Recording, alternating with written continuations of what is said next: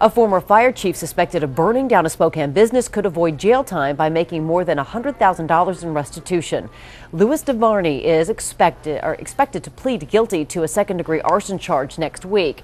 In a story you will see only on KXLY4, our Jeff Humphrey is at Spokane Rock Products, where DeVarney says he used gasoline to make a political statement.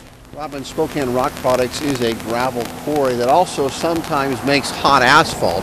Back in 2003, the people who live around here were concerned about what impact the plant's operations might have on their quality of life. And so late one night in February, a man named Louis DeVarney says he came here in the hopes of putting the plant out of business. The fire at Spokane Rock Products seemed suspicious from the start. The company's headquarters still under construction when someone used gasoline to gut the interior. People who had openly protested the plant's operations were all screened as arson suspects. But the blaze remained a mystery until 2 years later, when the investigation received a little divine intervention. They received a call from the sheriff's department.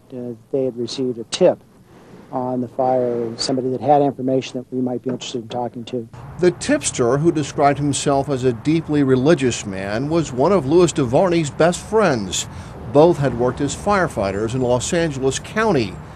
Ken Hudson knew that DeVarney's wife had caught him sneaking back into the couple's garage while the fire was still burning. Investigators would later learn DeVarney lives less than a mile from the asphalt plant and opposed the quarry startup. They were having some problems with the neighborhood, between the neighborhood and this particular business.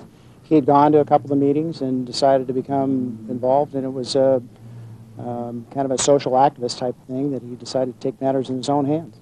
And now DeVarney is ready to plead guilty as charged. He faces anywhere from 3 to 9 months in jail, but has been under house arrest since July.